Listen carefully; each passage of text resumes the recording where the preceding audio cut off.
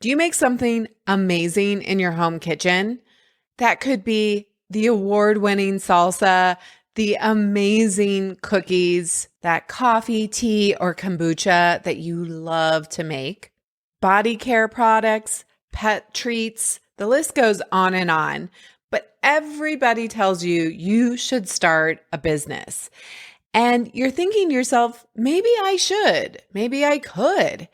And you want to start at a farmer's market. You guys know I love farmers markets as a place to get started. Start small, get feedback. It's the least expensive way to get started. And I am here to help you with a free masterclass. Just go to foodbizsuccess.com/masterclass. In this class, I give you the 3-step formula to get launched so you know exactly what you need to start with, and then what to expect at a farmer's market and how to increase your sales when you're there. I also make you a special offer to get the Farmers Market Jumpstart course and to join our Fuel community. It's absolutely free, so what are you waiting for? Go get the Farmers Market Masterclass. I'll see you at a farmer's market very soon. Welcome to Your Food Business Success.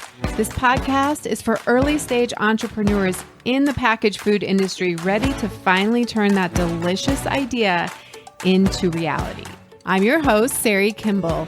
I have guided hundreds of food brand founders to success as an industry expert and business coach, and it's gotta be fun. In this podcast, I share with you mindset tools to become a true entrepreneur and run your business like a boss. Interviews with industry experts to help you understand the business you are actually in, and food founder journeys so you can learn what worked and didn't work and not feel so alone in your own journey. Now let's jump in. Hello and welcome back to the podcast. So glad you guys are here.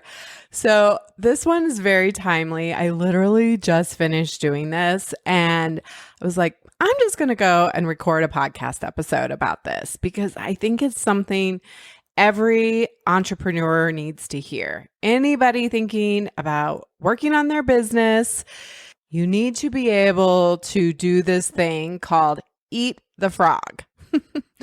I love this term because it's such a visual for me.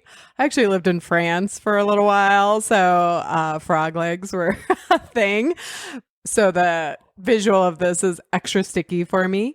Mark Twain had a quote that goes pretty close to this, that if you need to eat a frog, eat it first thing in the morning. And if you have to eat two, eat the biggest one first. So it's kind of a funny quote, but the idea behind it is that we all have those things that pile up in our lives, in our business, that are the frogs.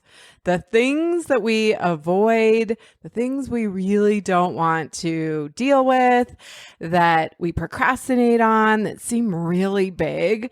And ironically, usually the frogs are actually pretty small things. They're things that don't actually take that much time. At least I have found that to be the case in my experience.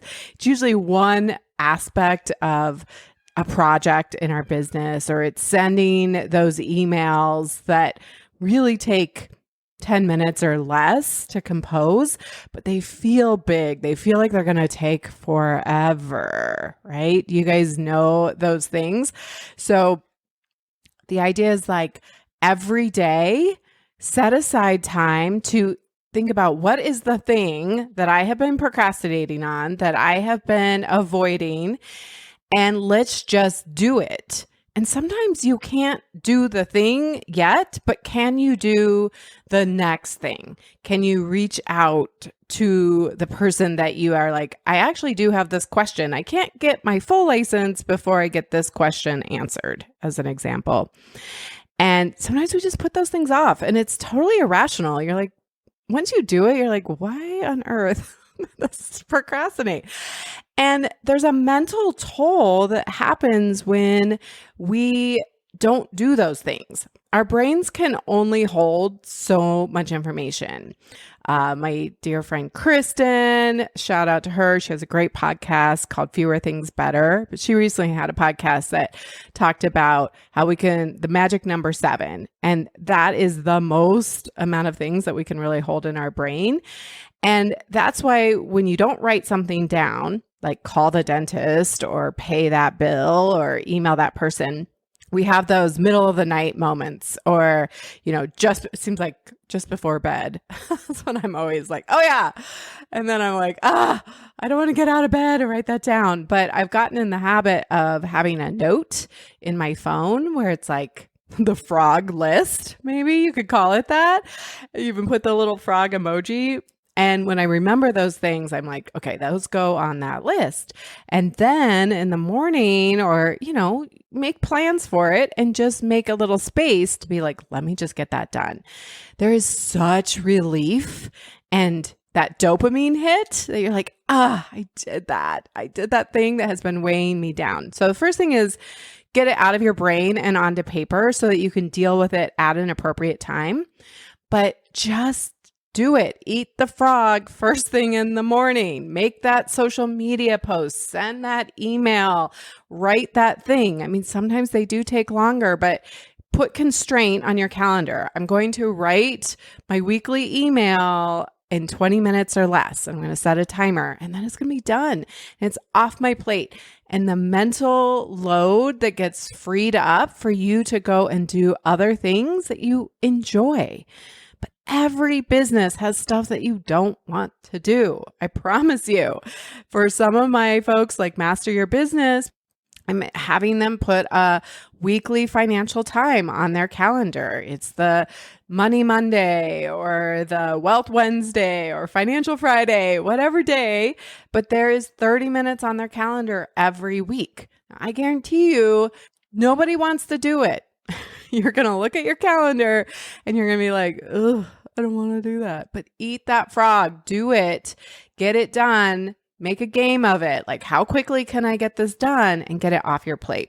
So this morning, I just realized that there was a lot of load, a lot of mental energy being spent on, I really need to follow up with this person. And I wonder if these people have decided on this. And I got to write this email and get this out. And so I just put that on my calendar. I just wrote down, here's the things I need to do. These are the frogs I need to eat this morning, and let's just get it done. And now I feel like I can get on with more meaningful, more enjoyable tasks. That is this week's episode. I wanted to share this concept of eating the frog. If you have to eat 2, eat the biggest one first. And you will get such a fun high that you're going to want to keep doing more. So go out. Hope you're inspired. Go eat the frogs. Get some big things and small things off your list and keep going. Until next time, have an amazing week.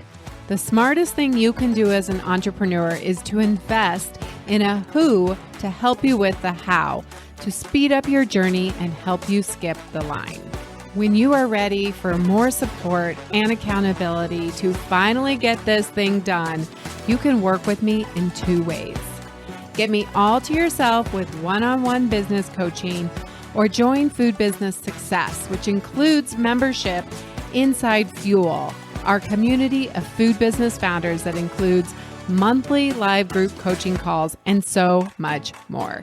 It's one of my favorite places to hang out, and I would love to see you there. Go to foodbizsuccess.com to start your journey towards your own food business success.